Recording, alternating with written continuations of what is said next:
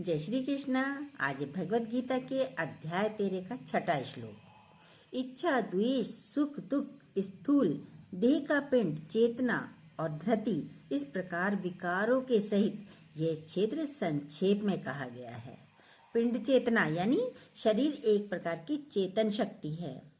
पहले 5 भूत बोले थे, कल अहंकार बोला, मूल प्रकृति बोली, 10 इंद्रियां, शब्द, रूप, रस, गंध, स्पर्श, इन सब के बारे में बताया है। और आज है सबसे पहले इच्छा। क्या है इच्छा? हर एक प्राणी में, हर जीव में इच्छा होती है। एक ऐसा भाव है जो प्रतिकूलताओं की चाहना करता है, यानी जो मिल रहा है और वो चाहिए। यदि कोई अनुकूल नहीं है हमारे तो खराब लगता है। उसको सुख मिले, हर व्यक्ति क्या चाहता है? हमें सुख मिले, सत्ता मिले, कुछ ना कुछ चाहिए। ये जो चाहना है ये इच्छा है, और इच्छा का स्वभाव बढ़ते रहता है, कम नहीं होता कभी भी। ये नहीं कि वस्तु हमें मिल गई तो हम शांत होकर बैठ जाए, इच्छा पूरी हो गई, बस नहीं, बस नहीं होती कभी भी। इच्छा का काम बढ़ते रहना है। इच्छा एक खत्म हुई, पूरी हुई, दूसरी इच्छा शुरू हुई, दूसरी इच्छा पूरी हुई, तीसरी इच्छा शुरू हुई, तीसरी इच्छा पूरी हुई, चौथी इच्छा शुरू हुई। देखिए छोटे से लेके बड़े तक क्या हो रहा है, कैसे रह रहे हो आप। पहले बोलते हैं मकान मिल जाए, भाई मकान मिल गया।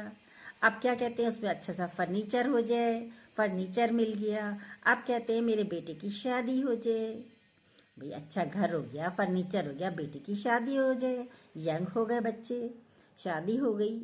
अब थोड़े दिनों बाद इसके बच्चे और हो जाएं, पोता पोती हो जाएं, पोता पोती हो गए। अब ग्रस्त बड़ा हो गया है, भैया पैसा और चाहिए, दुकानें और बढ़ाओ, काम और बढ़ाओ, शोरूम और बढ़ाओ। भाई कमाई के धंधे बड़े होने चाहिए ना, पैसा चाहिए ज़्यादा। देखिए अपने आप को, कभी आपने अपनी इच्छाओं का अंत देखा है? नहीं देखा ना, हो ही नहीं सकता अंत। इच्छाएं ऐसी हैं, ये इच्छाएं आपको सारा समय दौड़ाती रहती हैं। इच्छाएं बली बली दौड़ाती हैं, गली गली दौड़ाती रहती हैं सारा समय। सुख की चाहना, सृष्टि की उत्पत्ति हमारी इच्छाओं के कारण ही हुई। संसार इच्छा के कारण चल रहा है। दुकानें देखिए, कपड़ों की इच्छा के कारण भरी पड़ी है, कपड़ों की दुकानें इच्छाओं के कारण भरी पड़ी हैं। गहनों की दुकानें इच्छाओं के कारण भरी पड़ी हैं। रेस्टोरेंट भरे पड़े हैं। सड़क पे चले जाओ, ठेले किनारे पे लगे हुए हैं, गोलगप्पे टिक्कियों के भरे पड़े हैं, इच्छाओं के कारण। कोई गहने ना खरीदे दुकानों पर जाकर, दुकान खाली। कपड़ा ना खरीदे दुकानों पर जाकर, उनकी कपड़े वालों की दुकानें खाली। रेस्टोरेंट में जाकर खाना ना खाएं, रेस्टोरेंट खाली, ठेले खाली। देखिए, पर मन है, इच्छा है, ये खा लें, ये खा लें, ये खा लें। मनुष्य की इच्छाओं का अंत नहीं है। ये सारे गुण शरीर के हैं। अब है द्वेष। क्या है द्वेष? बहुत अच्छी बातें हैं, पूरा सुनिएगा जरूर। जब हम पूरा सुनते हैं तभी हमें सारी बातों का अच्छी तरीके से पता चलता है। जब आपकी अनुकूलता समाप्त हो जाती है, प्रतिकूलता शुरू हो जाती है। आज आपका किसी से प्रेम है, फिर उससे द्वेष शुरू हो जाता है। देखिए अपने आप को, आज आपका प्रेम है, फिर उससे द्वेष शुरू हो जाता है। जितने भी विकार हैं वो विपरीतता में चलते हैं। प्रेम नहीं होगा तो द्वेष भी नहीं होगा, प्रेम नहीं होगा तो द्वेष भी नहीं होगा।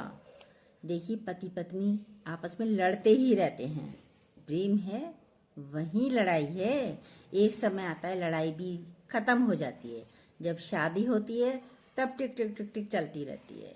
लेकिन जैसे बड़ी एज पर पहुंचते हैं, शिखर तक पहुंचते हैं, तो लड़ाइयाँ भी समाप्त हो जाती हैं। ये विकारों की विपरीतताएं हैं। दुश्मन ऐसे नहीं बनता, पहले वो मित्र होता है, फिर दुश्मन बनता है, फिर वही दुख का कारण भी बन जाता है। वही मित्र फिर दुश्मन बन जाता है और वही दुख का कारण भी बन जाता है। सास बहू को प्रेम से लाती है, बैंड बाजे से घर में लाती है, आरती उतारती है, फिर उसी बहू के अवगुण देखती है, द्वेष आ जाता है, देखिए, सुख, जब आपको अनुकूलताओं की प्राप्ति हो जाती है, प्रतिकूलताओं की निवृत्ति हो जाती है, तो सुख है। सारी परिस्थितियां, सारे व्यक्ति आपके अनुकूल हैं तो आप सुखी हैं, अनुकूल हैं तो सुखी हैं। सुख भी दो तरह का होता है। कैसे? सुनिए।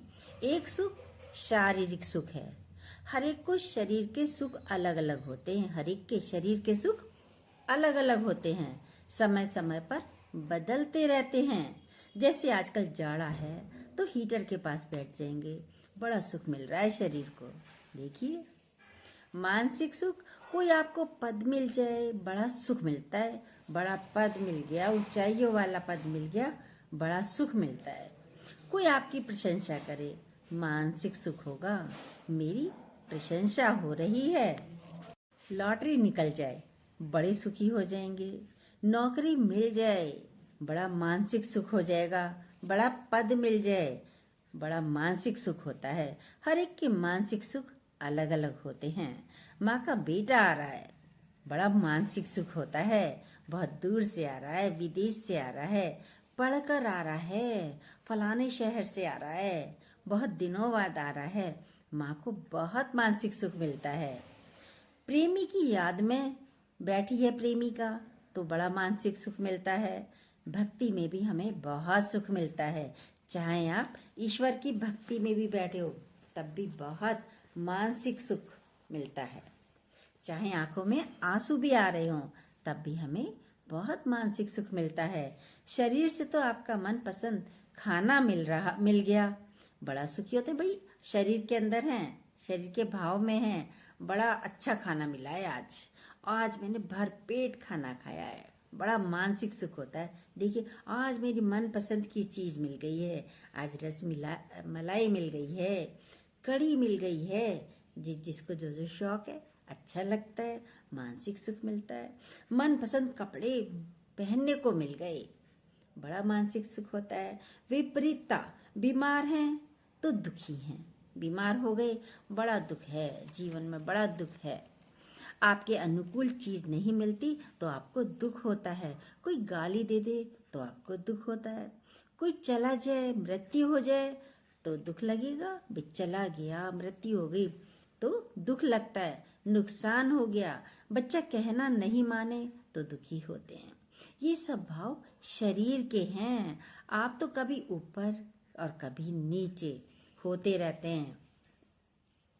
हम तो ऊंची अवस्था बोलते हैं। ज्ञानी को ऊपर नीचे नहीं लगता, ज्ञानी को ऊपर नीचे नहीं लगता। उसे सत्यता का पता है, इसलिए उसकी समावस्था होती है। आप तो सुख दुख के झूले में झूलते रहते हैं, परिस्थितियां आप क्रिएट करते रहते हैं, इसलिए ज्ञानी के घर सदा आनंद। चेतना क्या है?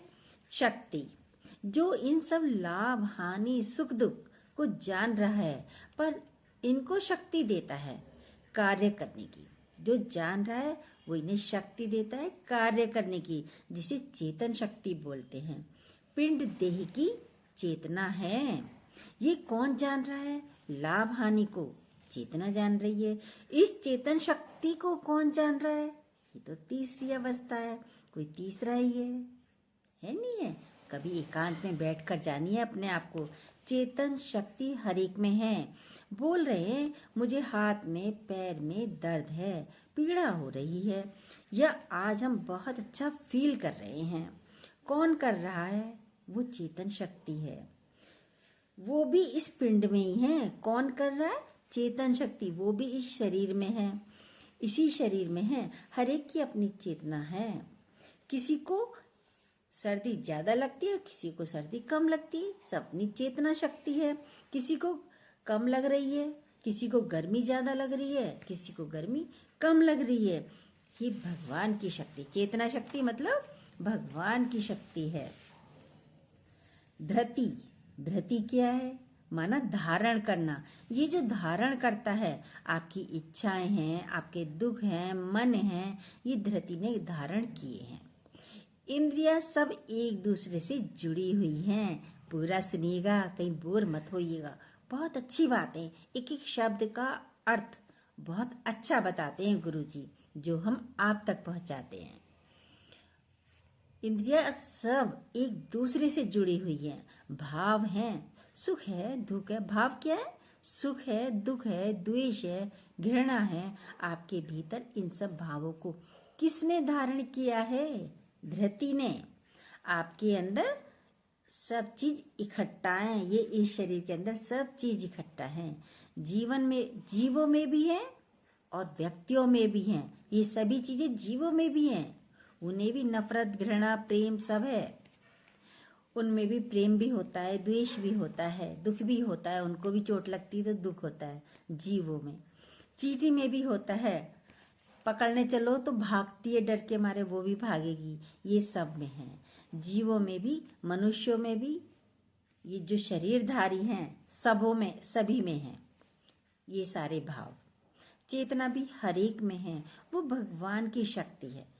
यही शक्ति, चेतना भगवान की शक्ति है। भले चाहे चींटी हो, हाथी हो या हम और आप हो। उस शक्ति को हम अपने भीतर महसूस करें। जैसे चुंबक होती है, चुंबक क्या करती है? पिन दूर दूर रखे हो, एक एक करके सबको अपने पास खींच लेती है। इकट्ठा हो जाते हैं, सारे इकट्ठा हो जाते हैं। ऐसे ही हमारे अंदर ये सारी चीजें हैं।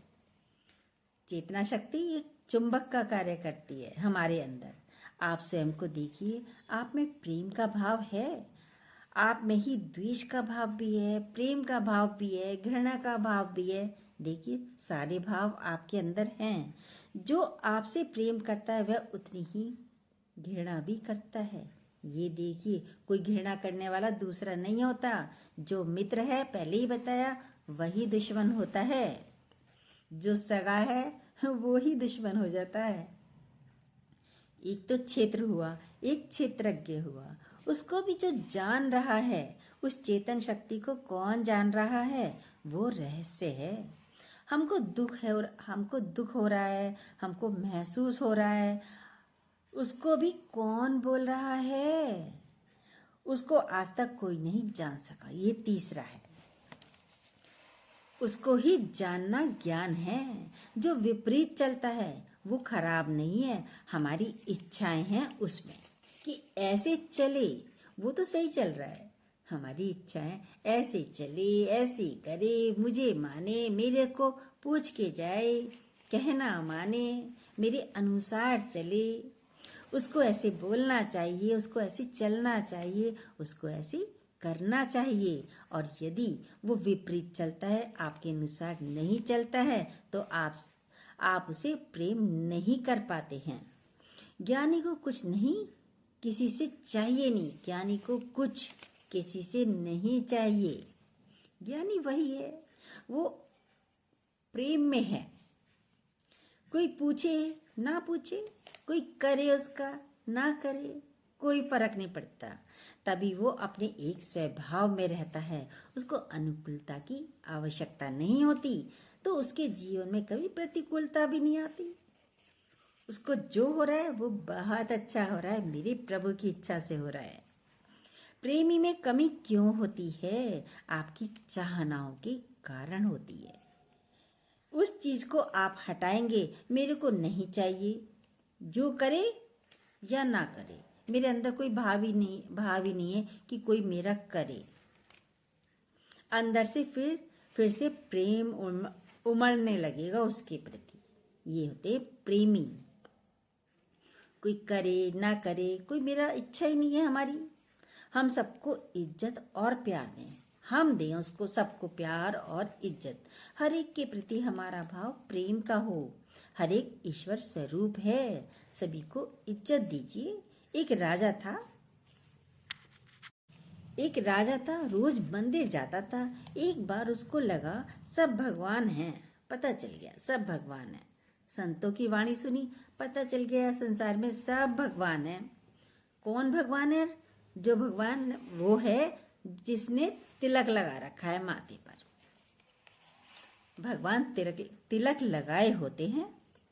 अब जिस भी तिलकधारी को देख ले तो वह उसको साष्टांग जमीन पर लेट कर प्रणाम करता था। राजा लोगों ने देखा, मन चले लड़कों ने देखा, भाई जो भी तिलक लगाए हुए होता था राजा उसको साष्टांग प्रणाम करता था। अब मन चले लड़के होते हैं, यंगर जो होते हैं, यंगेस्ट जो होते हैं, उन्होंने देखा भाई राजा से उसको लगी थोड़ा सा इससे मजाक किया जाए राजा के साथ। मन चले लड़के थे, अरे ये राजा तो देखो सबको ही प्रणाम करता है, राजा है पर प्रणाम सबको करता है, सबके आगे लेट जाता है, दंडवत प्रणाम करता है, साष्टांग प्रणाम करता है। लड़कों को मजाक सूझा, उन्होंने क्या करा, एक गधी को लिया, उसके तिलक लगा दिया लंबा और गेरुए शॉल ओढ़ा दिया, खूब सजा दिया गधी को भी, और उड़ाने के बाद राजा के सामने लेकर आ गए। अब राजा ने उसे देखा तो राजा क्या करता, राजा को तो आदत थी जिसे तिलक लगाए देखे उसको साष्टांग प्रणाम करता था। राजा ने गधे को भी साष्टांग प्रणाम किया। लड़कों को तो बहुत हंसी आई, अरे गधे को भी प्रणाम कर रहे हैं, ये राजा कैसा राजा है, गधे को भी प्रणाम कर रहा है। राजा उठा, खड़ा हुआ, बोला अभी तक तो मैं 2 पैर वालों भगवानों को ही प्रणाम करता था, आज से तो मैं अब 4 पैर वाले भगवान को भी प्रणाम करूंगा, क्योंकि 4 पैर वाला भी भगवान ही है। यानी राजा की दृष्टि तो सम हो गई, ज्ञानी की दृष्टि हो गई, जो 2 पैर में बैठा है भगवान वो 4 पैरों वालों में भी बैठा है। राजा तो सबको ही साष्टांग करता था। ये मन चले बच्चे नहीं पहचान पाएंगे। आप भगवान का भाव रखिए सब में, सबके ऊपर भगवान का तिलक लगा दीजिए, है ही भगवान, अच्छा है या बुरा है ही मेरा भगवान, है ही मेरा भगवान। सबसे प्रेम कर सकेंगे तभी आप सबके आगे आप तभी झुक पाएंगे। देखिए अपने आप को, सबको तिलकधारी बना दीजिए, है ही भगवान, है ही भगवान, है ही भगवान, और वाकई में है भी भगवान। जय श्री कृष्णा। जो न्यू हो प्लीज़ सब्सक्राइब कीजिएगा, बेल को दोबारा प्लीज़ ज़रूर कीजिएगा, और गीता डेली ज़रूर सुनते रहिएगा। रोज़ एक श्लोक चलता है, बहुत अच्छा। ये गीता में कहीं भी इतनी अच्छी तरीके से समझा नहीं रखा जो बताया जा रहा है आपको, जो हमको हमारे गुरु ने समझाया है और हम आप तक पहुंचा रहे हैं। ये हमारे मोना भगवान समझाते हैं हमें, और हम आप तक ये अर्थ पहुंचाते हैं एक एक श्लोक का।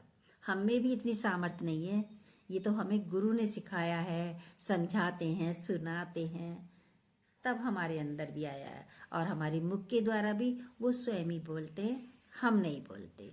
हमारी इतनी औकात नहीं है जो हम बोल सकें। जय श्री कृष्णा।